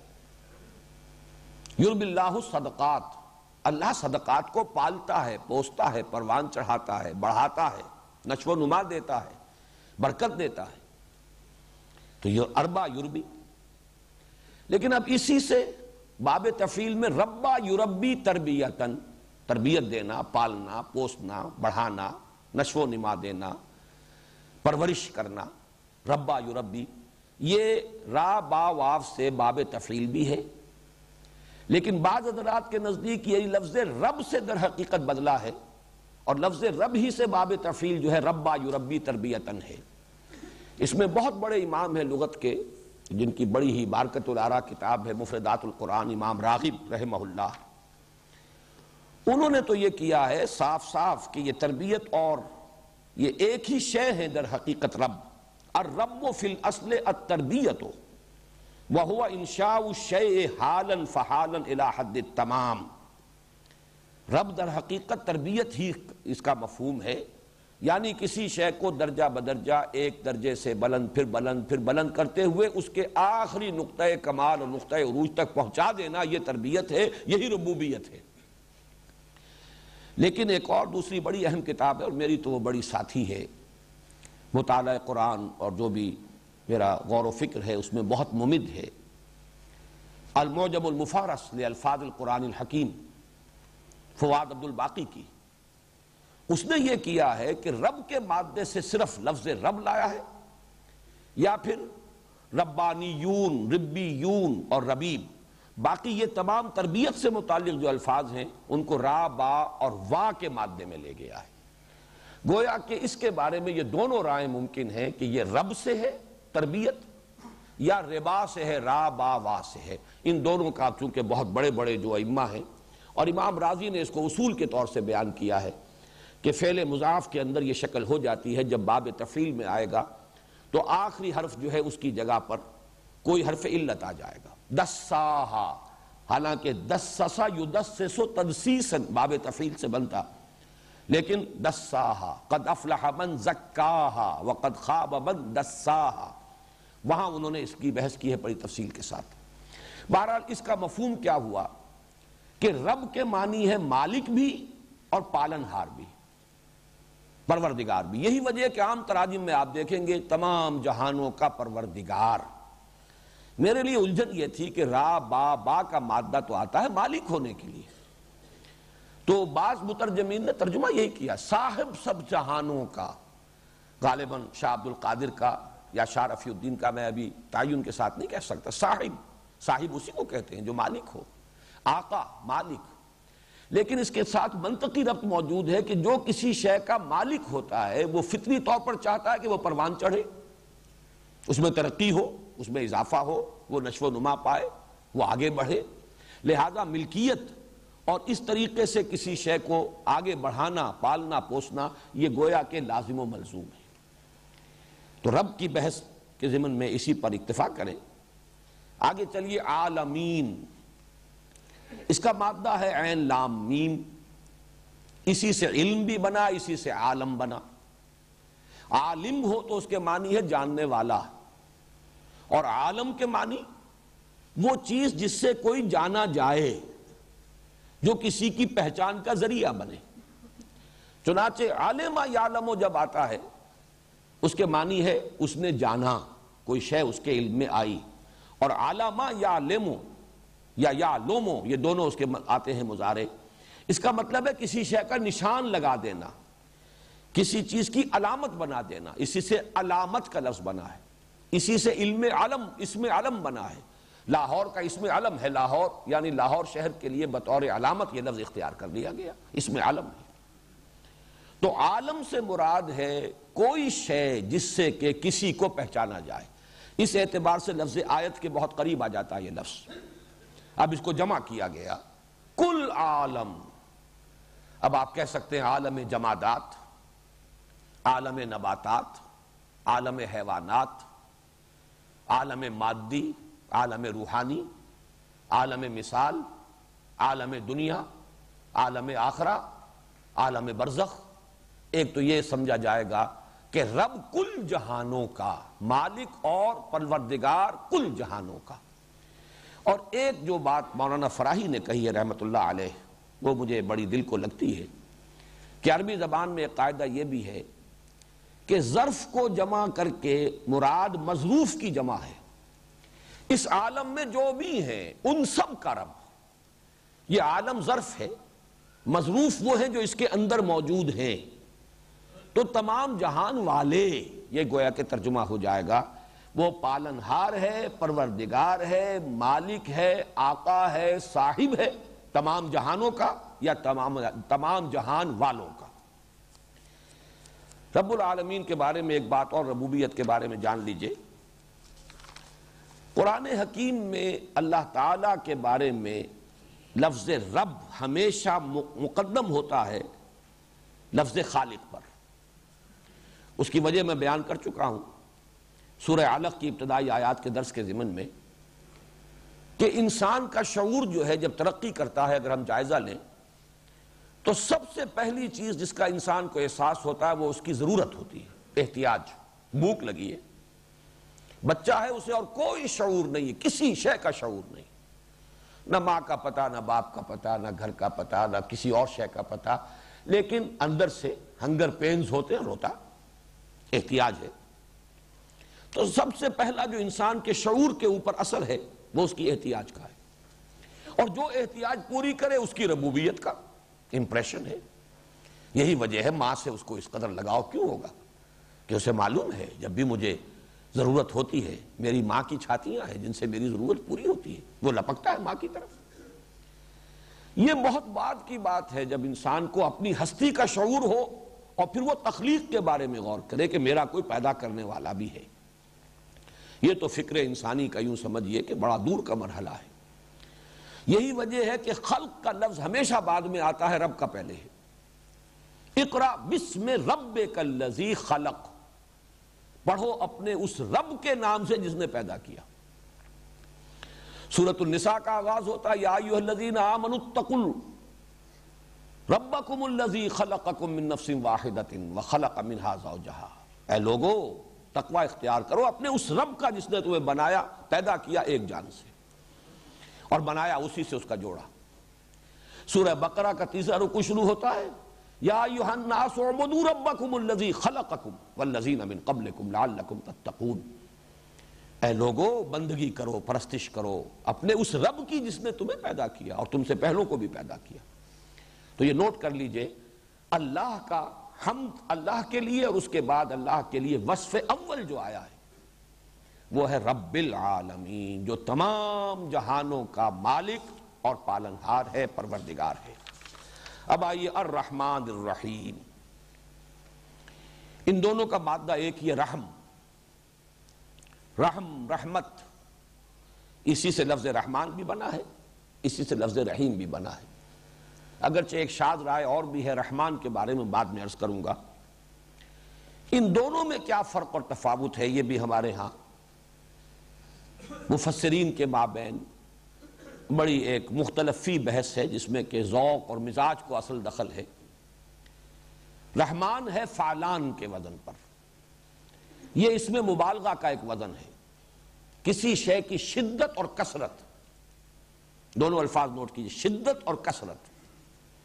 غضبان، بہت غضبناک، غصے سے ہم کہیں گے آگ بگولا، عطشان انتہائی پیاسا، جوعان بھوک سے مر رہا ہے، جان نکل رہی، یہ اس وزن پر آئیں گے تو رحمت سے رحمان، فعیل کے وزن پر صفت مشبہ آتی ہے اور اس میں ہوتا ہے دوام اور استمرار، شدت اور کثرت کے مقابلے میں دوام اور استمرار، پائیداری، تسلسل۔ رحیم یعنی جس کی رحمت مسلسل ہے، ہمیشگی کی کیفیت کے ساتھ ہے، دائمی ہے، جس کا مستقل وصف ہے۔ یہ دو الفاظ اس وزن پہ آ کر اپنے مفہوم کو بہت خوبصورتی سے ادا کرتے ہیں۔ ہمارے بعض مفسرین نے اس کو یوں بیان کیا کہ رحمان کا تعلق ہے تخلیق سے، پیدا تو کر دیا اللہ نے ایک دم، شان کن فیکونی، کن فیکون، لیکن رحیم کا تعلق ہے ربوبیت سے، اب اس کا پالنا، پوسنا، پروان چڑھانا، اس کا تسلسل، یہ اللہ تعالیٰ کی رحیمیت کا مظہر ہے، جبکہ کائنات کی تخلیق اللہ کی رحمانیت کا مظہر ہے۔ اسی اعتبار سے بعض حضرات نے کہا ہے رحمان الدنیا و رحیم الآخرہ، دنیا کے اعتبار سے اللہ کی صفت رحمانیت کا ظہور ہوتا ہے، کیونکہ دنیا خود ناپائیدار ہے، عارضی ہے، فانی ہے، اور رحمت کا وہ جو معاملہ ہے اس میں شدت اور اس میں ایک طوفانی اور ہیجانی کیفیت۔ اب یہ دو الفاظ دونوں جو میں نے استعمال کیے یہ خود اسی وزن پر ہے، طوفان جوعان کے وزن پر ہے، ہیجان یہ عطشان کے وزن پر ہے، وزن وہی ہے، ایک ہیجانی کیفیت جیسے ٹھاٹھے مارتا ہوا سمندر ہو۔ تو دنیا میں اللہ کی رحمت کا ظہور ہو رہا ہے شان رحمانی کے ساتھ، اور رحیم الآخرہ، رحیم آخرت جو ہے وہ دائم ہے، قائم ہے، وَلَلْآخِرَةُ خَيْرٌ وَأَبْقَىٰ وَالْآخِرَةُ خَيْرٌ وَأَبْقَىٰ، وہ تو باقی رہنے والی ہے، وہاں صفت رحیمیت کا ظہور ہوگا۔ لیکن یہ کہ صحیح تر بات وہی ہے جو میں نے عرض کی ہے کہ در حقیقت اللہ کی رحمت کی یہ دونوں شانیں ہیں اور دونوں بیک وقت ہیں۔ یہ بہت اہم نکتہ ہے جو مولانا فراہی نے بیان کیا ہے۔ اللہ تعالیٰ کے اسماء و صفات جب قرآن میں آتے ہیں تو درمیان میں حرف عطف نہیں آتا، الرحمن والرحیم نہیں ہے، بلکہ ایسا بھی ہے کہ 8 اسماء و صفات آ گئے بغیر حرف عطف کے، الملک القدوس السلام المؤمن المہیمن العزیز الجبار المتکبر، 8 اسماء ہیں، کہیں حرف واو نہیں۔ ایک ہی استثناء ہے، بہت سے حضرات کو یاد آ گیا ہوگا، ایک ہی استثناء ہے سورہ حدید میں، هو الاول والآخر والظاہر والباطن، پورے قرآن مجید میں یہ واحد مقام ہے جہاں اللہ تعالیٰ کے اسماء و صفات کے مابین حرف عطف ہے، باقی کہیں نہیں۔ اگر 4 یہ ہیں تو 4 ہی سورہ جمعہ کے شروع میں الملک القدوس العزیز الحکیم، کہیں در حرف واو نہیں۔ اس کی وجہ کیا ہے؟ بہت پیاری بات ہے کہ اللہ تعالیٰ کی یہ تمام صفات، اللہ کی یہ تمام شانیں بیک وقت اس کی ذات میں موجود ہیں۔ یہ تو ہمارے تصور کی عدل میں تنگنائی ہے کہ ہم ان چیزوں کا بیک وقت تصور نہیں کر سکتے، ہمیں یہ متضاد نظر آتی ہیں۔ رحمانیت کچھ جدا شان ہے اور رحیمیت کچھ جدا شان ہے، ہمارے فہم کے اعتبار سے یہ جدا ہیں، اللہ کی ذات کے اندر یہ دونوں بیک وقت موجود ہیں، وہ رحمان بھی ہے اور بیک وقت رحیم بھی ہے۔ اس کی ایک طوفانی کیفیت بھی ہے، شدت بھی ہے، کثرت بھی ہے، اور اس میں دوام بھی ہے اور استمرار بھی ہے اور استقلال بھی ہے۔ میں اسے ایک سادہ سی مثال سے بیان کیا کرتا ہوں، اس وقت بھی ریکارڈ ہو جائے تو کوئی حرج نہیں۔ ہم اپنے اوپر اگر اس کو طاری کریں تو فرض کیجئے کہ کہیں کوئی سڑک پر کوئی ایکسیڈنٹ ہوا ہے، کوئی بس کا ایکسیڈنٹ ہوا ہے، کار کا ہوا ہے، فرض کیجئے کہ اس کار میں جتنے بھی سوار تھے سب کے سب ہلاک ہو گئے، کوئی دودھ پیتا بچہ باقی رہ گیا ہے جو ماں سے چمٹا ہوا، ماں کی لاش ہے، چمٹا ہوا۔ جو شخص بھی اس منظر کو دیکھے گا اس کا دل پگھل جائے گا، وہ بچہ چمٹا ہوا اپنی ماں کی لاش سے۔ فرض کیجئے کوئی پتہ نہیں یہ لوگ کون ہیں، کہاں کے ہیں، کہیں سے کوئی سراغ نہیں مل سکتا۔ آج تو خیر بڑی آسانی سے مل جاتے ہیں سراغ، ماضی میں سمجھیے کہ کچھ پتہ نہیں چل سکتا۔ ہر شخص کے دل میں ایک جذبہ ابھرے گا، گویا کہ ایک رحمت کی ہیجانی کیفیت، طوفانی کیفیت، اس بچے کی میں پرورش کروں گا، اسے میں پالوں گا، یہ لاوارث رہ گیا ہے، اس کا کوئی پالنے پوسنے والا نہیں رہا۔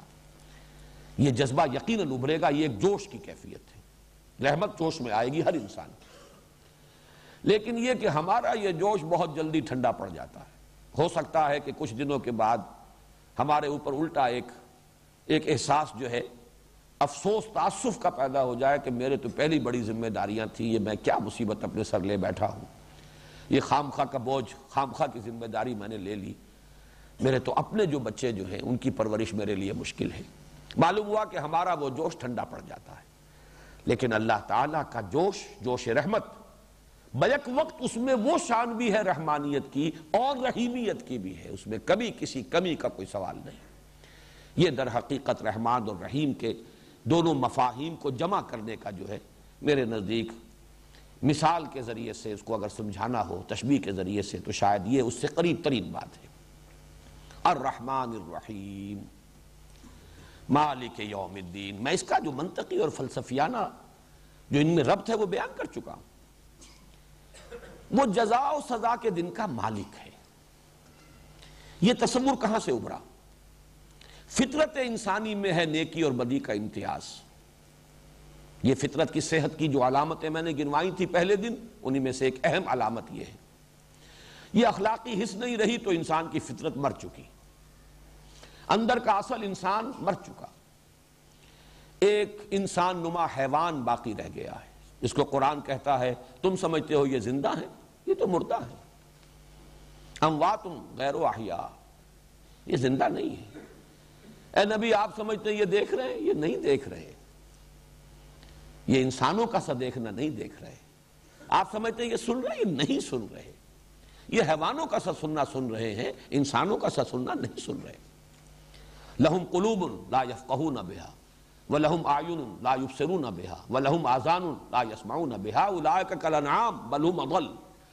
اب تو یہ چلتے پھرتے مقبرے ہیں، ان کی فطرت مر چکی. یہ اس کا مقبرہ ہے، تعزیہ ہے جو چل رہا ہے انسان کی صورت کے اندر. یہ ہے در حقیقت قرآن مجید کا فلسفہ. تو انسان کی فطرت کے زندہ رہنے اور اس کے صحت پر برقرار رہنے کا ایک بہت بڑا اس کا جو نتیجہ ہے یا اس کی علامت ہے وہ یہ ہے اخلاقی حس موجود ہو، نیکی اور بدی میں امتیاز. پھر عقل اس پر گرا لگاتی ہے. یہ بات میں نے بہت مرتبہ بیان کی. جہاں تک اللہ کی معرفت کا تعلق ہے یہ صرف فطرت کے حوالے سے ہے، لیکن جہاں آ جائے گا آخرت کا معاملہ، جزا و سزا کا، وہاں فطرت پر عقل کی گرہ لگے گی تو بات بنے گی. فطرت تو صرف یہ بتاتی ہے کہ نیکی نیکی ہے، بدی بدی ہے. یہ عقل ہے جو تقاضا کرتی ہے کہ گندم از گندم بے رویت جوز جو. اب نیکی کا اچھا صلہ ملنا چاہیے، بدلہ ملنا چاہیے، بدی کی سزا ملنی چاہیے. اور مشاہدہ یہ ہے کہ نہیں مل رہا بدلہ، بلکہ الٹی گنگا بہ رہی ہے. آپ کوئی اخلاقی اصول نہ رکھتے ہو، ہر راستہ آپ کے لیے کھلا ہے، کشادہ ہے، بڑھتے چلے جائیے. جہاں آپ نے کوئی اپنے لیے اصول بنا لیے، اب قدم قدم پر بندش ہے، قدم رک رہے ہیں، آپ آگے بڑھ نہیں سکتے، بلکہ یہ کہ الٹے لینے کے دینے پڑ جاتے. میں نے وہ شعر بارہا سنایا ہے، سادہ سا ہے لیکن یہ کہ بڑی عظیم حقیقت. اے دیانت برتو لعنت از تو رنجے یافتم، اے خیانت برتو رحمت از تو گنجے یافتم. اے دیانت تجھ پر لعنت ہو کہ تیری وجہ سے تو میرے دوست بھی ناراض ہو گئے. صحیح بات کہہ کے دیکھیے دوستوں کے سامنے، سچی بات کڑوی ہوتی ہے. از تو رنجے یافتم، مجھے رنج ملا ہے. اور اے خیانت برتو رحمت از تو گنجے یافتم، اے خیانت تجھ پر رحمت ہو، تیرے ذریعے سے مجھے خزانے ملے. لہذا کوئی اور عالم ہونا چاہیے، اور وہ عالم اب دیکھیے اس کے دو منطقی نتیجے ہوں گے. ایک تو یہ کہ یہ ایسی ہستی ہونی چاہیے جو قدرت رکھتی ہو پورا بدلہ دینے کی قدرت. وہ تو اللہ ہے، علی کل شیء قدیر، ہم اسے مان چکے. لیکن کوئی عالم بھی تو ایسا ہونا چاہیے جس میں حدود اور قیود نہ ہو، جس میں ہر شے کا پورا بدلہ مل جائے. اس لیے کہ آپ نے آج ایک نیکی کی ہے، اس نیکی کے اثرات نہ معلوم کہاں تک جائیں گے، آپ تو جان بھی نہیں سکتے. جب تک دنیا باقی ہے اس نیکی کے اثرات کہیں نہ کہیں پہنچتے رہیں گے، اور ان سب کا بدلہ آپ کو ملنا ہے. کہیں کوئی بری رسم آپ نے شروع کی ہے، جہاں تک اس کے اثرات جائیں گے وہ سب آپ کے حساب میں درج ہو رہا ہے۔ تو جب تک ایک زندگی جو ہے غیر متناہی نہ ہو، ابدی نہ ہو، پورا بدلہ مل نہیں سکتا، لہذا وہ عالم آخرہ۔ اور پھر اس کے لیے مالک یوم الدین، یوم کا لفظ صرف ایک دن کے لیے بھی آتا ہے، یوم ایک ایرا کے لیے بھی آتا ہے، ایک دور کے لیے بھی آتا ہے، اس کے مختلف استعمالات ہیں۔ ایک دن بھی ہے جس میں فیصلے ہوں گے جزا و سزا کے، اور پھر یہ کہ در حقیقت اس جزا و سزا کا جو ظہور ہوگا، کہا جا سکتا ہے وہ بھی ایک دن ہے، لا متناہی دن، وہ فیصلے کا دن ہے، وہ یوم الدین۔ دین کا جو اصل لفظ ہے عربی زبان میں، اس کا مفہوم ہے بدلہ، دانا یا دینو، بدلہ دینا، دناہم کما دانو، امرؤ القیس کا مشہور مصرع ہے، ہم نے ان کو ایسا بدلہ دیا جیسا انہوں نے ہمارے ساتھ کیا تھا، کما تدینو تدانو، جیسا تم کسی کے ساتھ کرو گے ویسا ہی تمہیں بدلہ مل جائے گا۔ یہی لفظ ہے، زبر کے ساتھ دین بن جاتا، دین کہتے ہیں قرض کو، قرض وہ ہے جو واپس آنا ہوتا ہے، اس لیے اس کو دین کہا جا رہا ہے، بدل، وہ واپس آئے گا، لوٹ کر آئے گا۔ بدلہ بھی وہ ہے کسی عمل کا جو واپس آتا ہے، عمل کرنے والے کی طرف لوٹتا ہے، نیکی کی اس کی جزا آپ کی طرف لوٹے گی، برائی کی ہے اس کی سزا آپ کی طرف لوٹے گی۔ دین بھی وہ ہے جو آپ نے کسی کو دیا اور لوٹ کر آپ کے پاس آئے گا، جبکہ ہدیہ ہو، ہبہ ہو، تحفہ ہو، عطیہ ہو، یہ واپس نہیں آتا، نہ واپس لینے کے لیے دیا جاتا ہے۔ دین وہ ہے جو دیا جاتا ہے واپس لینے کے لیے۔ تو دین اس کا اصل مفہوم، بنیادی مفہوم ہے بدلہ۔ البتہ اس سے آگے اس کے جو مفاہیم ہیں، یہ سورہ کافرون میں پوری تفصیل کے ساتھ میں بیان کر چکا ہوں، اس لیے کہ بدلہ کسی قانون کے تحت ہوگا، لہذا دین قانون اور شریعت کو بھی کہتے ہیں۔ وہ قانون و شریعت کسی نظام کے تابع ہے، دستور ہے جس کے تحت قانون ہے، کوئی لا گیور ہے جو قانون دیتا ہے، اس اعتبار سے پورے نظام کو بھی دین کہیں گے۔ ایک ایسا نظام جس میں مختار مطلق، آخری لا گیور اللہ ہے، اسی کی اطاعت کریں گے جزا ملے گی، اس کی نافرمانی کریں گے سزا ملے گی، اس پورے کانسیپٹ کو آپ کہیں گے یہ دین اللہ ہے۔ ایک نظام ہے ملوکیت، بادشاہ ہے، مختار مطلق وہ ہے، لا گیور وہ ہے، اس کے حکم پر، اس کے قوانین پر چلیں گے، وہ آپ کو نوازے گا، خلعتیں دے گا، خطابات دے گا، جاگیریں دے گا، سراہے گا۔ اگر اس کی بغاوت کریں گے، اس کے خلاف اٹھ کھڑے ہوں گے، سزا دے گا، اس کے قانون کو توڑیں گے، جیلوں میں ڈالے گا، اور جو سزا ہوگی دے گا۔ یہ سب نظام پورے کو، اس کو بھی آپ کہہ سکتے ہیں دین الملک۔ یہ دونوں الفاظ قرآن مجید میں، ایک سورہ یوسف میں ما کان لیأخذ اخاہ فی دین الملک، اور دین اللہ اذا جاء نصر اللہ والفتح ورأیت الناس یدخلون فی دین اللہ افواجا۔ تو یہ دین کے، یہ یوں سمجھیے کہ 3 سٹوریز ہیں اس کی۔ بنیادی مفہوم ہے بدلہ، مالک یوم الدین، جزا و سزا کے فیصلے کے دن کا مختار مطلق۔ اس سے اوپر کی سٹوری قانون، شریعت، اس لیے کہ بدلہ کوئی نہ کوئی قانون مجازات ہوگا تو بدلہ ملے گا، کوئی نہ کوئی قانون ہے جس کی پیروی کریں گے، پابندی کریں گے، سزا جو جزا ملے گی، ستائش ہوگی، نافرمانی کریں گے، توڑیں گے، سزا ملے گی۔ اس سے اوپر وہ قانون کسی نظام کا ایک جز ہے، اس میں کوئی ہستی ہے جس کو مانا گیا ہے بالا ترین، اور اس کے تابع پورا نظام زندگی جو ہے اس کا نقشہ بنا ہے، یہ دین ہے۔ وہ دین الملک ہو، دین جمہور ہو جدید اصطلاح میں جمہوریت، یا دین اللہ ہے جس میں حاکمیت اللہ کی ہے، جس کا منطقی نتیجہ کیا ہے؟ انسانوں کے لیے خلافت ہے۔ بہرحال یہاں یہ چونکہ یہ اساس القرآن ہے، سورہ فاتحہ، اس میں لفظ دین آیا ہے اپنے اساسی مفہوم میں جو پہلی منزل ہے، مالک یوم الدین، جزا و سزا کے دن کا مالک، مختار۔ لمن الملک اليوم، للہ الواحد القہار۔ بادشاہ حقیقی اب بھی وہی ہے، اختیار مطلق اب بھی اسی کا ہے، ملک اور مالک حقیقتاً وہی ہے اب بھی، لیکن ابھی پردے پڑے ہوئے ہیں۔ ابھی کبھی کوئی فرعون بیٹھا ہوتا ہے، الیس لی ملک مصر، دعویٰ کر رہا ہے کیا میری نہیں ہے بادشاہی مصر میں؟ وَهَذِهِ الْأَنْهَارُ تَجْرِي مِن تَحْتِي، اور یہ سارا آبپاشی کا نظام میرے اختیار میں ہے، جس کو چاہوں پانی دوں، جس کا چاہوں پانی روک دوں۔ یہ فرعونیت ہے۔ کبھی کوئی فرعون ہے، کبھی کوئی نمرود ہے، کبھی کوئی ایک قوم دوسری قوم پر حاکم بن کر بیٹھ جاتی ہے، کبھی کوئی کسی علاقے یا قوم کے عوام خود حاکمیت کے مدعی بن جاتے ہیں۔ یہ سب یوں سمجھیے کہ سراب ہے، دھوکہ ہے، ڈرامے ہیں جو ہو رہے ہیں۔ مالک حقیقی اور ملک حقیقی، بادشاہ حقیقی اب بھی وہی ہے، لیکن اس وقت وہ غیب کا پردہ حائل ہے، ابھی پردے پڑے ہوئے ہیں۔ اس دن یہ پردہ اٹھ جائے گا اور معلوم ہو جائے گا کہ مالک یوم الدین وہی ہے۔ مالک جو ہے یہ ملک یملکو، اس کے دو معنی ہیں عربی زبان میں، مالک ہونا، حکمران ہونا۔ ملک یملکو، اسی سے ملک بن گیا تو حکمران، اور مالک بن گیا کسی شے کا اونر، کسی شے کی جس کی وہ ملکیت ہے۔ تو مالک، اور یہ جیسے لکھا جاتا ہے چونکہ ایک قرات ملک یوم الدین بھی ہے، بادشاہ مطلق وہی ہے اس دن کا۔ لمن الملک اليوم، کہا جائے گا کس کے لیے ہے بادشاہی آج؟ وہ ساری بادشاہیاں جو دنیا میں تم نے جو ڈرامے رچائے تھے ختم ہوئے، آج بتاؤ بادشاہی کس کی ہے؟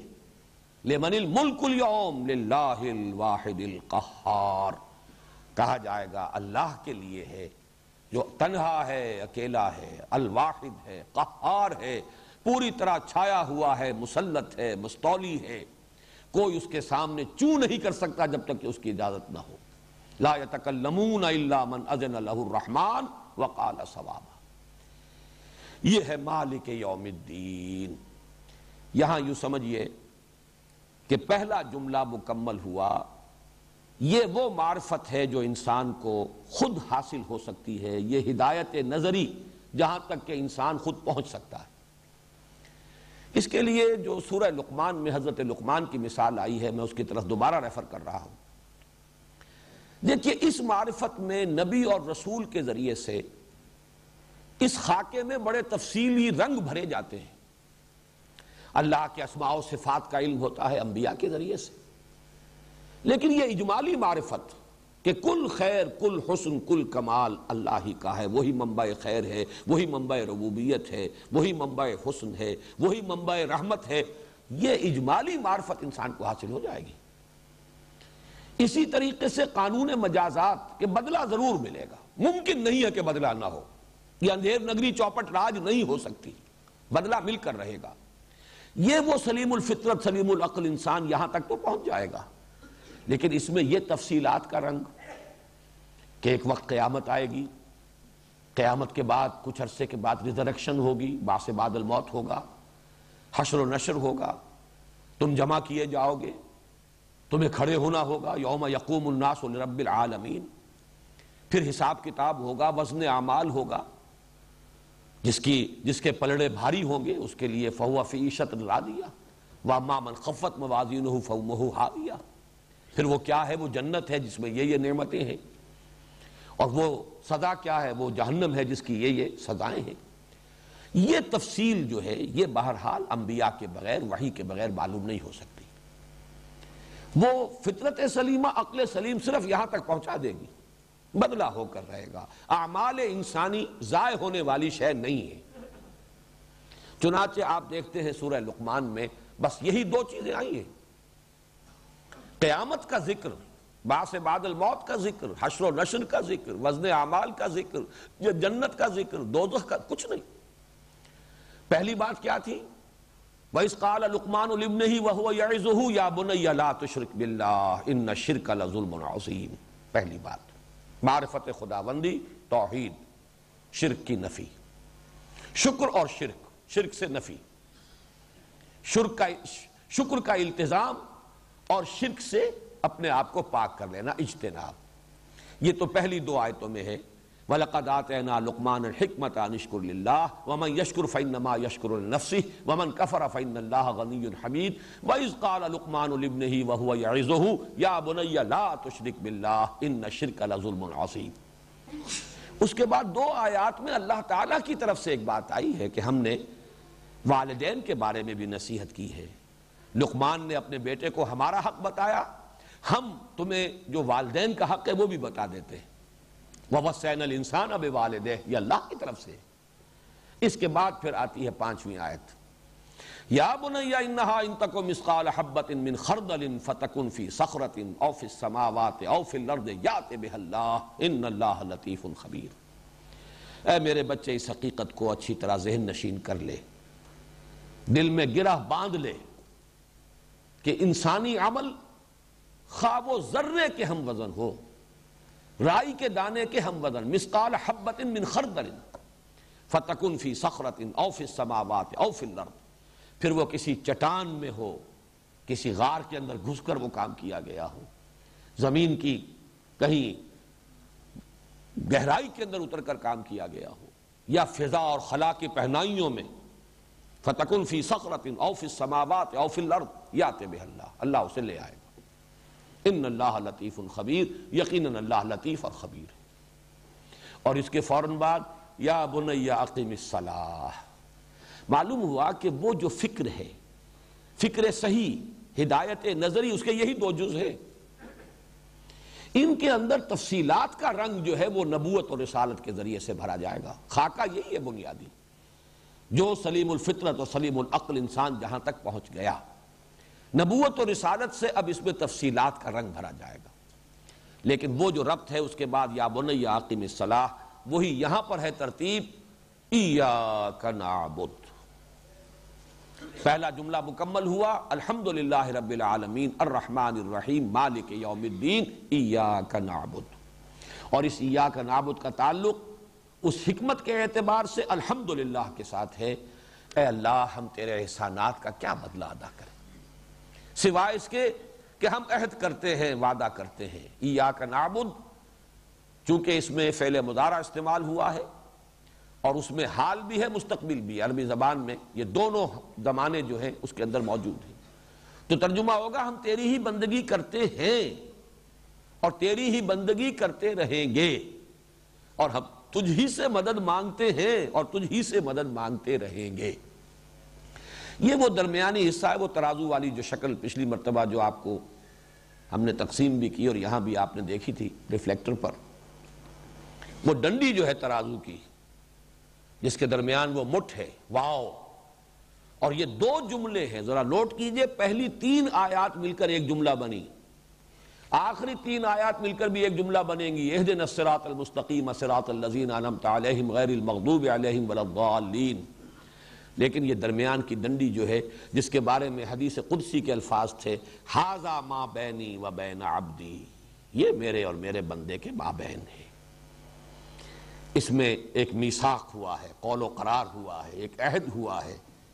میں نے لفظ استعمال کیا تھا، اگرچہ ذرا جسارت والی بات ہے، مصافحہ ہوا ہے، یہ ہینڈ شیک ہے بندے کا اپنے رب کے ساتھ، مبایعہ، بیعت ہوئی ہے، عہد ہوا ہے، معاہدہ، مبایعہ، مصافحہ، یہ سب کیا ہے؟ 2 فریقوں کے مابین۔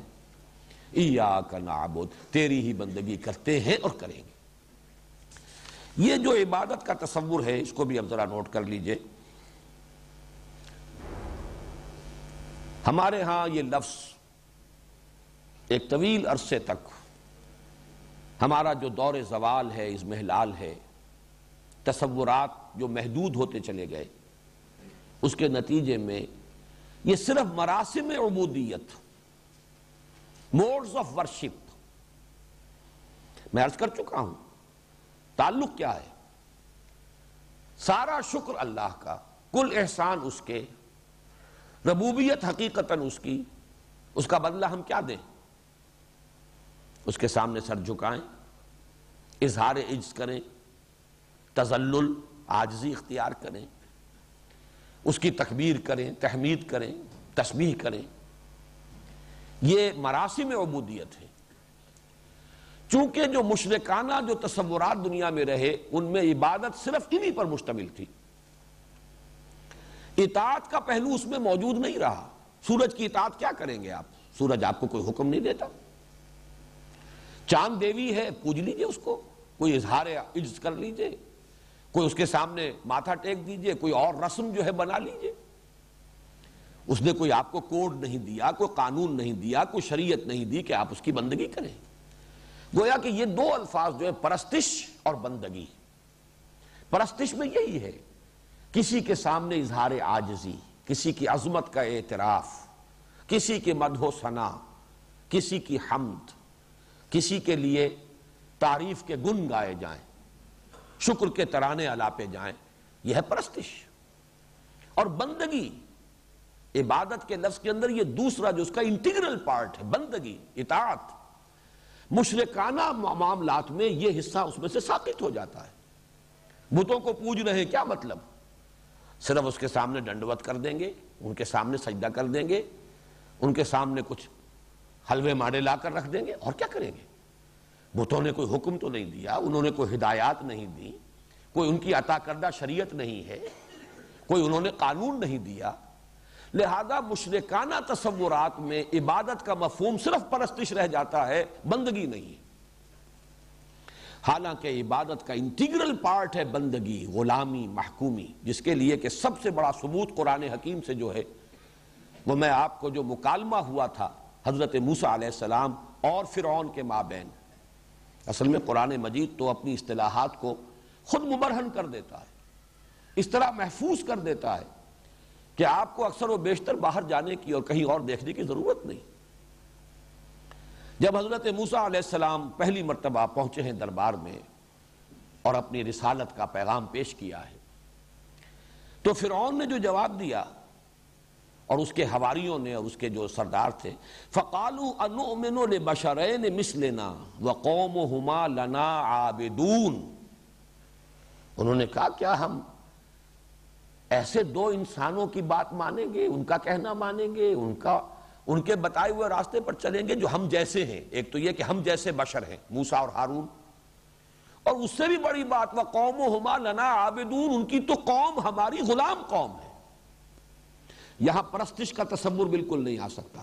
ظاہر بات ہے کہ بنی اسرائیل فرعون کی پرستش نہیں کرتے تھے۔ یہاں عابدون کا لفظ کس معنی میں آیا؟ غلامی، محکومی، اطاعت گزاری، تابع ہونا، کسی کے فرمان کو واجب الاذعان سمجھنا، صرف یہ مفہوم ہے یہاں۔